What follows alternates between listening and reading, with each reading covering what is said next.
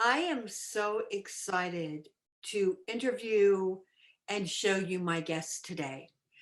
I was first introduced to him by my friend Errol, who sent me this video, and I immediately called my friend Maria to see it because she had worked with Frank Sinatra and Dingus McGee. Also, she dated him, and he looked and sounded exactly like Frank Sinatra. And normally, when I see people that are impressionists, I'm like, yeah, yeah, yeah. But this one was exceptional. Then I see him and talk to him, and he looks like Tony Bennett in person. Right, I'm right. talking Bob Anderson, who will be at Carnegie Hall on Saturday night. Bob Anderson, hi, how are you? No, I'm Tony Bennett. That's who I am. I really am. That's You yeah. look like Tony Bennett in person. Well, we try. We work together and we talk and all that stuff. So he's no. I'm not. Hey, thanks for having me here. I'm very wow excited about it. Let's do. I'm enjoying it. This is such a remarkable thing that happened at this point in my career. And I'm just really extremely excited about it. We wait, as soon as we get off, as soon as I'm done with you, we're going to rehearse with the orchestra. Oh, You know, exciting. yeah, oh yeah. Well, we have 32 musicians that are really just the absolute best. There's a famous saying in New York and this here and this issue: you never take a musician to Manhattan because they have them. They have the best. And Frank Sinatra used to have two uh, he had one whole group of musicians that stayed in New York, and then he had another one that stayed in Los Angeles and Las Vegas, and Wow. that's what he used all the time. So anyway, so here we are, and I have, the music that we're using was given to me through the Frank Sinatra and Danny Sinatra, his son. So all the original arrangements that we do they're not takedowns that people have had to try to make. They're legitimate. They have Frank Sinatra's name on them. They're all his. So you got to get it right when you're singing his music. That's cool. Wow. Musicians must have loved him and you employ them. Well, yeah, I think they said that they're really excited, the musicians, about doing this because, in they were playing mostly uh, I don't know, Pavarotti music for a long time, and now they're going to get into something that was more called just jazz music of Sinatra's, which is, he's a jazz singer, but that's what it is, and the music. And so we're really excited about it. I'm just over excited about being here. Now, I know the story of how you started, but can you tell my audience how you got your start? Yeah, that takes a long time, but I'll take it real short here for you. Um, I had just gotten out of the army and just got back from Vietnam, and I was 21 years old, and I decided to take a ride, get away, straighten out my head a little bit. And from Michigan, I was in Michigan with I have a big family. There's 10 of us, so I just said, "Hey, I'm going for a ride in my car." Got an old ugly Volkswagen Beetle, all beat up, and I was driving out to California, and I didn't know that Route 66 out of Chicago took you to Las Vegas. When I got there, I walked through. I'd slept in my car for 3 days.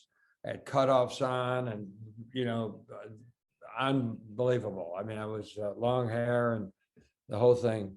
And I pulled into the Sahara Hotel because I saw that Frank Gorshin and it was up on the wall there, and I wanted somebody else. I don't know. Anyway, I went in, and I was 21, so I could have a beer. I went in, I was drinking. A guy comes, sat next to me. He happened to be Nancy Sinatra's friend, and he was a journalist, Mark Tan from LA Times, and in Las Vegas as well. So he said, "Hey, I'm going inside. You want to come and watch this?" I said, "Watch what?" See, I had never sung. I was really not a real singer, and I could sing, but I never had a job like that. So anyway, I went in, Nancy Sinatra was there with the Everly Brothers. They were going to open for her. All of a sudden, they got a big fight and argument. Not Nancy, the brothers, and they're notorious for that. After I got to know them, everybody says that they were notorious for fighting.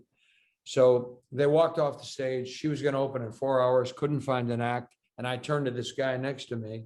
I said, hey, hey, Joe. He says, no, my name is Mark. I said, oh, okay, Mark. Mark, I'm a singer. I can do whatever she needs, man. So he started laughing so hard. And he says, you what? I can do whatever she needs. He said, well, go up and tell her she needs one. So I said, I want to just go up and tell her. He says, yeah, go tell her. So I went up and told her. There's about 60 musicians up on the stage because she had just started the song, These Boots Are Made for Walking.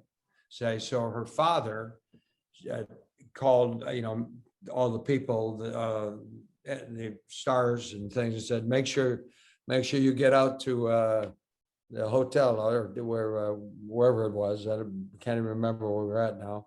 Anyway, I started, yeah. And so she said, you get there because Nancy's got a whole new show. So I show up and I go there anyway. I sing for her. And in about, I don't know, 10 minutes later, I'm up on the stage with her singing. They're playing music for me to sing along with and everything. So I opened that evening with her, and they wanted me to see if I could sing. So they played. I told her I can sing. So they played, I know I stand in line until you think you find the time. You remember that song? Something stupid. And you go, okay. And I did it with her. So she came off the stage and hugged me. And she said, oh, you're going to work with me. So drove me over to Maryland Parkway, got me fixed up in a tux, got me fixed up here. I came back. I opened that evening with Nancy Sinatra, and she helped me the rest of the way. She took me to Merv Griffin, and Merv Griffin said, you want to sing a song while you're here? It was Nancy was singing. I said, yeah, I'll sing one. Well, then that happened. Mike Douglas saw me there. Johnny Carson saw me on Douglas, and then I started doing all those shows. Now that was longer than I wanted to take, but that's basically what. That's a great story. I mean, I think it's a fabulous story. Oh, I mean, yeah, I didn't tell you, there's so much to it, but what, some other time I'll tell you all the rest. But You're like the Shirley MacLaine of pop music. Shirley MacLaine. Yeah, I've worked with Shirley MacLaine quite a bit. Oh, really? Yeah. Her and I toured with her. I toured with Shirley. And that's a real story, that one there. When Sammy Davis Jr. called me, I was in my house and he called up and says, hey, man, how quick can you come down here? I said, where are you? He said, I'm at the MGM and I can't get off the couch. So he needed his hips replaced. And Sammy was the type of guy that will push it so far that until he couldn't walk, then all of a sudden he couldn't walk. And Jerry Lewis and he were working together. Jerry Lewis was already on the stage and he was going to then he would start, do a little bit, and then Sammy would come out. So I said, yeah, Sammy, I'll get down there real quick. So Vince Falcone he got my music. I said, they put it up and I said, just before you're going to call him on the, tell him that Sammy's going to come out, tell me. So they kicked the band off. I went out there as Sammy Davis Jr. and we did Dean Martin and Jerry Lewis for about 15 minutes because Jerry thought that Sammy just pushed me out there. Okay, but that didn't happen. And he was in there and the ambulance came and took him away. So Jerry Lewis got off. I wound up going on the tour with Jerry Lewis and finished the tour with him. And I mean, a little bit later, about 6 months later, Sammy Davis Jr. was in Atlantic City, and so was I. He called me up and said, man, come on over here. He says, I want to see you. So he was out. Shirley MacLaine and I went over there because we were working at the Sands. I went and I got into the place that he was having a big party that night. So down in the middle of the floor, there was where you could pick up a beer or something. I said, I'm going to get a beer. Anybody want anything? And Sammy Davis says, yeah, man, make me a spritzer. Give me a spritzer. I say, okay, whatever that is. So I go over. I'm standing in the middle of the room. Everybody's around and over here at the bathroom, the toilet over here. Sammy Davis Jr. is looking out the window and he says, come here, man, come here. So I said, what do you want? Get out of here. He said, come here. So I go over there and I go into the bathroom with him, and it's real. It's a big bathroom, you know, an Italian marble floor and all this stuff. We sit down and he took his shoes off and slipped on another pair. And he gets up and he starts tap dancing for me. Oh, And he wow. tap danced for me for about 20 minutes. And it was his way of thanking me for taking his place and showing me that he had his chops back again. And so Steve Lawrence, who was there with Edie, knocked the door and he says, "Come on, what are you queens doing in there?" So I said, "What are you talking about?" So Steve Lawrence comes in. He joined him.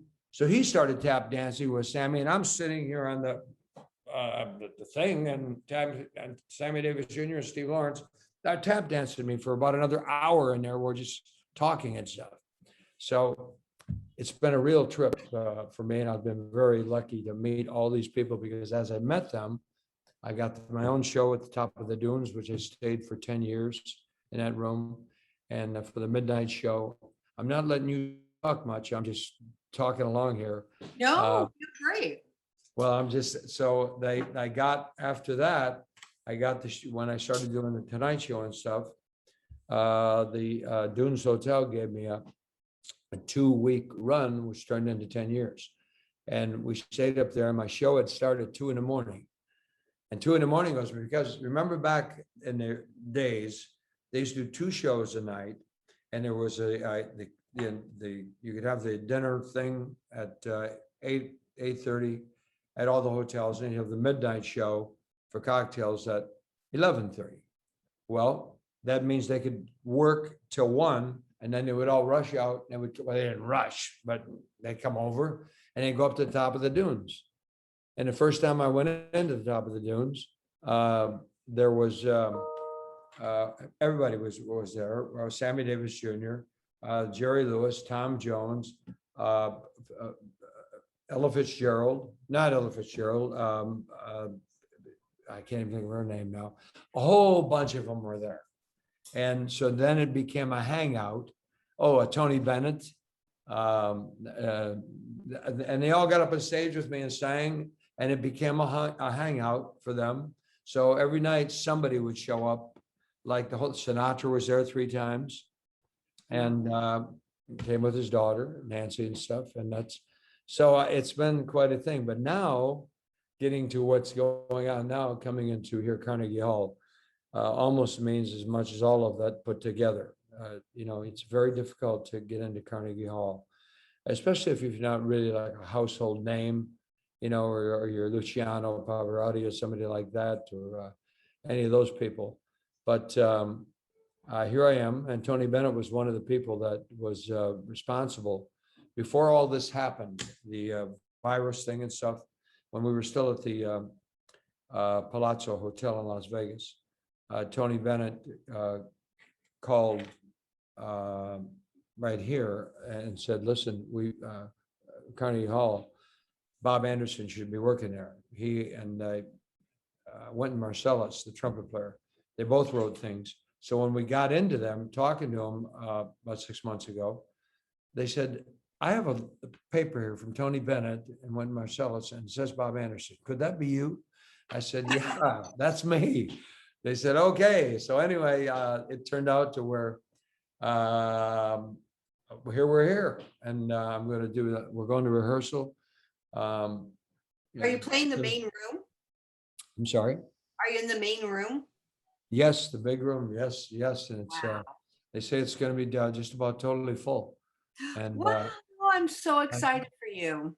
yeah, we are too.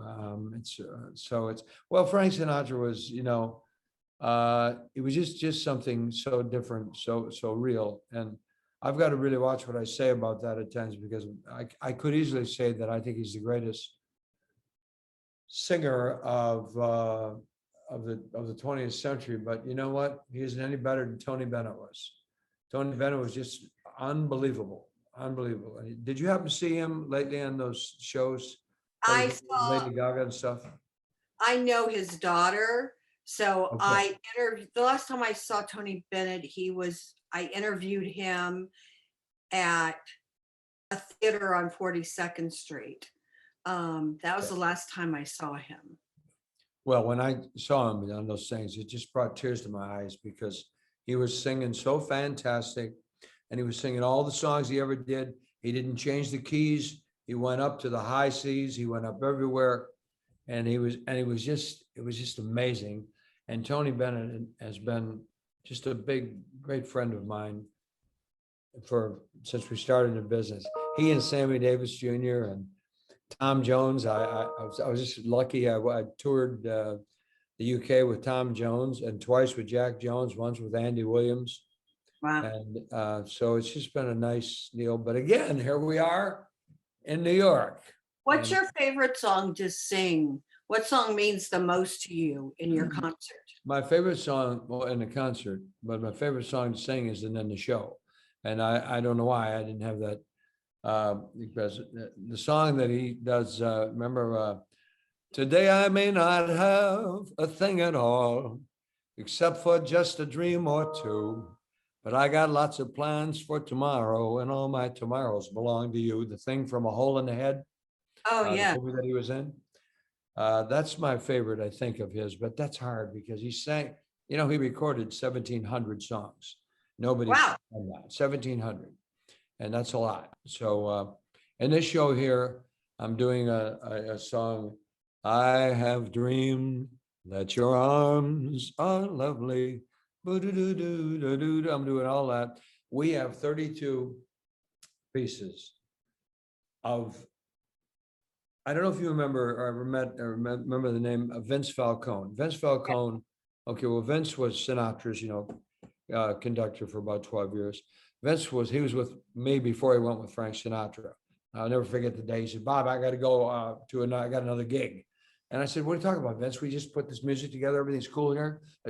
He says, it's Frank Sinatra. I said, big deal. Okay, you can't go with Frank. So anyway, he did. But Vince, what was I just talking about? What'd you ask me? I, Yeah, I was I talking asked to you Master. Oh, my favorite song. Oh, yeah. So I'm going to do another one called or did I just say I have dreamed? Oh, yeah, I Yes. just told you that. Okay, well, I used to, there were so many great songs it's hard to pick. Frank Sinatra, I really think certainly with the charisma, with the whole thing, with his voice, with his whole bit, was the most famous. When I listen to this one, when I was at the Venetian, Mhm. we did when you buy your ticket on the back, you could say, are you 30 years old or younger? Are you 50 and over? Are you over 65? 31% of my people for the full year were under 31 years old. Wow, that's impressive. That is that's because you look right now online and you see people that are they just want to be like Frank Sinatra. Everybody just takes their hat, as you see, they put their hat on sideways and they start singing, come fly with me, and they think they're Frank Sinatra. Well, it's really tough to be Frank Sinatra.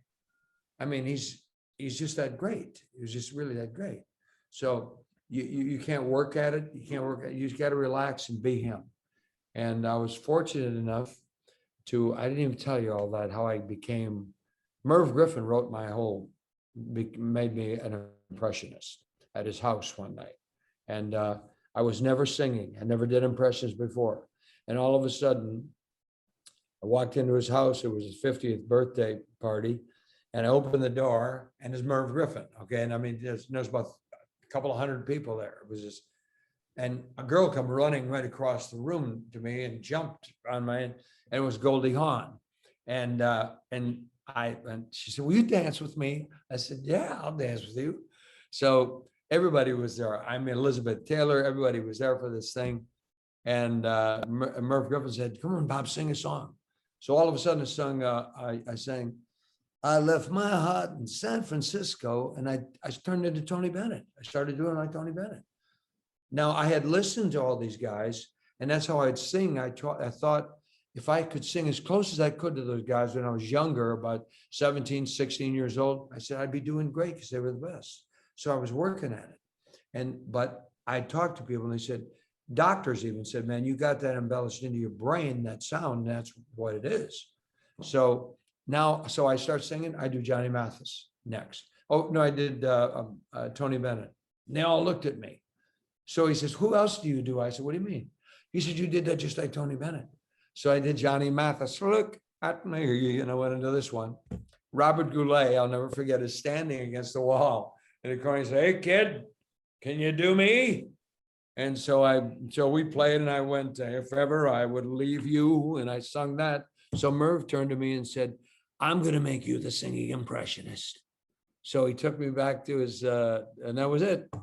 And I became a singing impressionist, and it's great, but it's the drag of it is that there's no Bob Anderson, and and I'm a singer, and that's what I want to do. So my regular show that I do before the Sinatra thing was Bob Anderson, and I would do myself in the beginning about 6 songs. Then I would do Tony Bennett, Sinatra, and Neil, everybody. Then I would go back to me. So They say that eyes are the windows to the soul, but I think songs are. So what song or cycle of songs describes who Bob Anderson is? that are what? That Describe. describes who you are. Things that I did. Well, you know what? I have some things that were released. One thing a long time ago. I was the opening act for Stevie Wonder. I'm from Detroit. After I got this thing with Nancy, everything got. Well, that's a whole nother story. But I really, I can't even think of the name of the songs or what they are. But I had just a couple of albums that we did back at the time that got around Detroit and stuff. And if you ask me, well, why didn't it take off or whatever, I don't even honestly remember it. Maybe it was me at the time, I don't know what it was, but I never really got the music out there where it should have been of myself. Now I'm working on something right now with a great quartet, and I'm going to try to get something going again as Bob Anderson. But I still will be doing these impressions because I enjoy all these people. But I want to sing as myself. And maybe when I get to this Carnegie Hall thing right here, I might right in the middle of it just say, "Hey, look, that's enough. Okay, now I'm just going to do me." And no, I won't do that. I'm kidding. Can't do that. No, what song describes who you are as a person? What song? Is that what you asked me before? Yeah. I'm not getting it. That's okay. What of all the songs in the world? Yeah. What song describes who you are? Oh, wow. Well, I wrote a couple of tunes. It goes the ones I'm up and I'm ready to try something new. Don't know where I'm going, but I must see it through. The nightlife's so different and the road is so long, but I got so much music in me. I gotta sing you a song. Ba, ba, da, ba. I've been so many places. I've seen the highs and the lows. I wrote that song, so that was my first thing. So that song was about my favorite that I've ever tried to put on there. But I used to do just a whole bunch of them. That All My Tomorrows I was telling you about. I did that. I used to do I Don't Get Around Much Anymore. Miss the Saturday Dance, all that. Don't Get Around Much Anymore. All those great tunes. I never did a song, even when I became an impressionist. I never did a song for someone who was who like somebody who just sang a song and I did it just because it was a big hit for them, because they made a big hit. That didn't mean that I was going to do that song. If I said, I'm happy for the man for getting that big hit record, but that's not what I do. And what I'm doing then, I'm doing today. My whole goal is to keep this music alive as long as I can. The music of Tony Bennett and Sinatra and Sammy and Dean Martin and Bobby Darin and all these type of guys like that, because there's too much. It's just too wonderful to pass up that music, and that's exactly what I'm going to be telling them over there at Carnegie Hall and everything. And that's what this show is all about. But only tonight is just about Frank Sinatra. And that's what I'm doing. Just going to try to keep those guys' memories alive, and but and that's what happens. Like I told you, those the ones at 30 years old, those kids, there's a lot of them that like that music, but they don't get to play it anymore. You know, when you go on there and now on the Grammy Awards, they don't even have a place anymore for the country music. That's why they left and did their own thing. They don't even talk about jazz anymore. They don't talk about, you know, music other than what they're doing today, the young generation. Well, you know, you've seen that, and Well, I'm trying to keep some of that other stuff in the business still. the world's forgetting that there are people that still remember, that still would like to remember. And there's a lot for this, even within young kids. So, you know, the fact that these people have agendas to get their own music out there and their own sound out there, they're forgetting the people that really do exist. Because Yeah, you're right. a lot of people had their parents play those songs for them and their grandparents and their, you know, so it's a circle of music. Um, what is the one thing that you haven't done with your career that you would like to still accomplish? Well, basically that what we've just been discussing. I'm going to try to record a couple of new CDs that we're working on right now, and I've got some tremendous musicians that are with me all the time, and I'm working on doing that right now. So I don't, you know, although you can go back right now and sing like the songs I'm singing with Sinatra today, that these younger generations they never heard, you know, and uh, so I mean, you know, we sing in the show, "Come Fly with Me," and we're going to start off with that one. Then, of course, we're going to do just all of his. I'm doing it. It's 2:45. There's Okay. no one in the place except you and me. Set them up, Joe. But this torch that I found, you know, we got all this music happening, and there's so many songs at 1,700. I told you. That's what I'm going to do. I'm going to try to do 1,700 new ones for these young people. I really honestly can't know. When people ask me to sing my favorite song, I don't have one because there's too many good ones. I'm doing a thing here called "The House I Live In, a Plot of Earth, a Street." You know, the grocer and the butcher and the people that I meet. You know that song that he did back in 1956 and he went through that. We're going to do that for it. I think that's very apropos for the world right now to know that that's America to me. I still love America, and I always will have. And we've all been going through some tough times here the last couple of years, but we've been through those times tough before, and we beat them, and I think we'll beat this one too, and we'll get back to our wonderful living again, and that's what we're all praying for. Thank you for being with us. You can see Bob Anderson this Saturday night, if there are still tickets left, at Carnegie Hall. And we thank you very much for being with us. Susanna, I really thank you for allowing me to be on your program. I really